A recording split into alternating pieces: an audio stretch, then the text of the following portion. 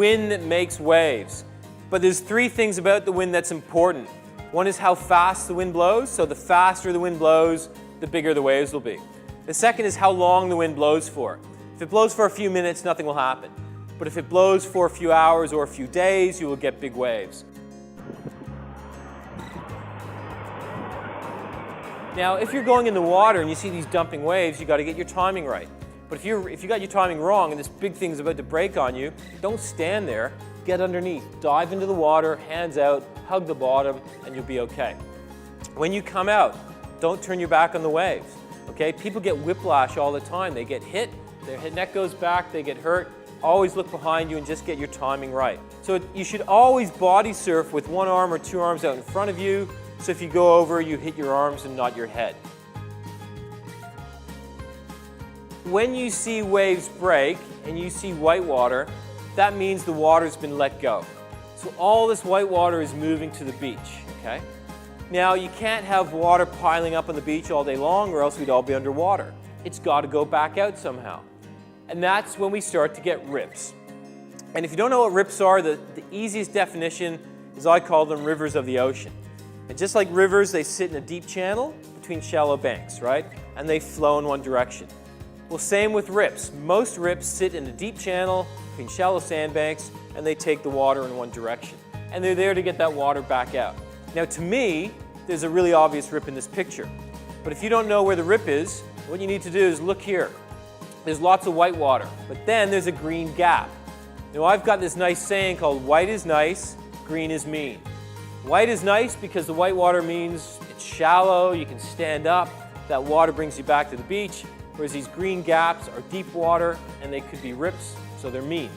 And that's the rip. They look like these green paths or gaps, almost like roads going out through the surf. That's what you got to look for. Now, this is how they work. I've got an animation. This is from Tamarama. So the waves bring the water in, it meets in the middle, it finds that channel, or it makes its own, it flows offshore. That's a lot of water moving out, and if you try swimming against that, you're not going to make it unless you're Thorpe. They're really strong. But the good thing is they're easy to understand. There's only two things you really need to remember. One is that waves break in shallow water. So wherever you see waves breaking and there's white water, it means it's shallow. That's a sandbank, sandbar. The second thing is that waves don't break as much in deeper water. So you don't see any waves breaking out there because it's deep. And you also don't see many waves breaking in here because it's what we call a deep channel or gutter or trough. Now, rips do not take you to New Zealand. That's a myth. They take you about as far as the waves are breaking, maybe a bit further. And they're all about breaking waves. If it was flat calm, no rips. But as soon as waves break, you start to get them.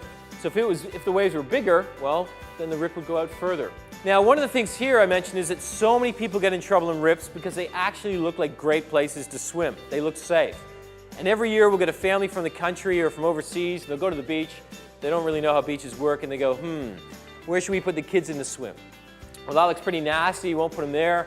That looks pretty nasty, we won't put them there. But that looks great, nice and clean and calm. So they put the kids in and off they go.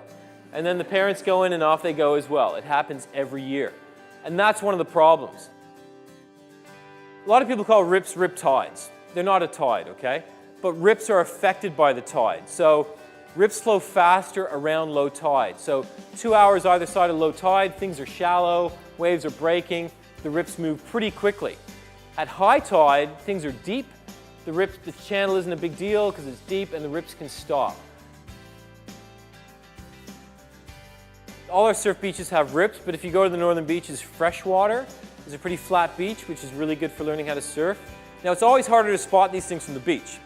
So what we do is we chuck in the purple dye, because it's fun. Now, this rip went straight out. They don't always do that. They can go at angles, they can do S-bends, they can do all sorts of crazy stuff. But rips are there to bring all that water from the beach back offshore. So once they do that, they stop. They've done their job.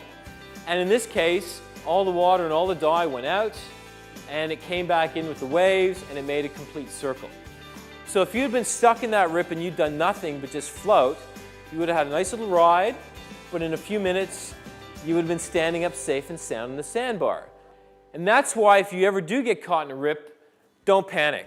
I know it's easy to say when the beach is disappearing that you shouldn't panic, but there's reasons. One is that The rips do not pull you under the water. People call them undertow. There's nothing in the ocean that pulls you under and holds you there. People say, what does it feel like being caught in a rip? It doesn't feel like anything because you're just going with the water. So do not panic.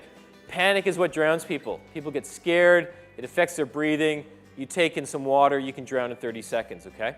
And if you're not a good swimmer and you're on an unpatrolled beach, never go in past your waist. Because if you lose your footing and you get caught in a rip, you don't feel it, right? And then you look up and, gee, you're out here. How did I get here? So your reaction is to swim back to the beach against the rip.